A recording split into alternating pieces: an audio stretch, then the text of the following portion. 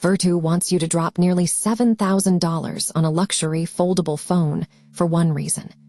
An AI agent that claims to manage your entire executive life. It is essentially a $6,000 piece of calfskin-wrapped hardware that performs like a rebranded mid-range handset, but with the Hermes AI agent pre-installed. I tested it against a standard Samsung foldable, and while Hermes is surprisingly good at digging into local spreadsheets, it is a total disaster at basic task sequencing. Asking it to handle a simple flight itinerary resulted in wrong dates and an invitation to call a human butler service. If you are paying $7,000 to have your phone accidentally schedule your business trip for the wrong month, you are not buying productivity.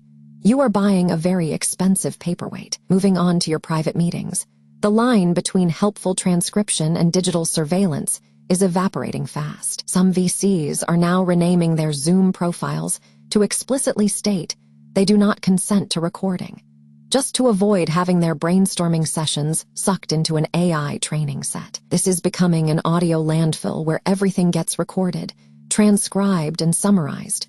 But absolutely, nobody has the time to actually go back and read it. Speaking of legal messes, Apple is currently suing OpenAI in a trade secret brawl that alleges massive poaching of over 400 employees. The timing is catastrophic for OpenAI, which is burning through cash and desperately trying to ready an IPO while fighting off the world's most valuable company. While they fight in court, enterprises are falling into a massive compute gap, buying up AI infrastructure faster than they can even count it. Most companies have no idea what their actual unit economics are, with over 80% of GPUs sitting at half utilization or lower. They are essentially burning cash on hardware they don't know how to use while dreaming of specialized clouds they don't yet own. Meanwhile, the Linux kernel community is experiencing its own internal meltdown over AI code reviews. Linus Torvalds effectively told the anti-AI crowd to fork off, stating that he refuses to let the project be held back by ideological gatekeeping. He argues that while AI can be painful,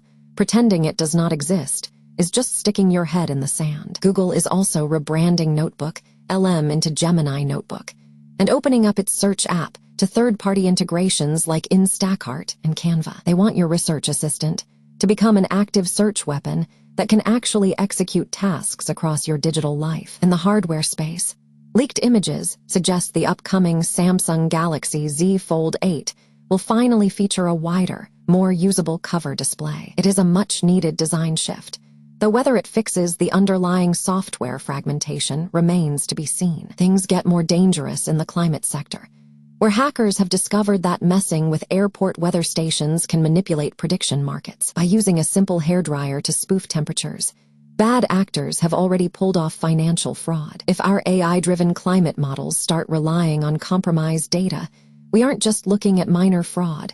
We are looking at systemic national security risks. Finally, OpenAI is floating a plan to give the average American family a $300 equity stake in the company. It sounds like a nice retirement boost, but it is really just a political maneuver to keep the government friendly while the company tries to hit a $1 trillion valuation. That is all for today's AI news. I will be back the moment the next big story breaks.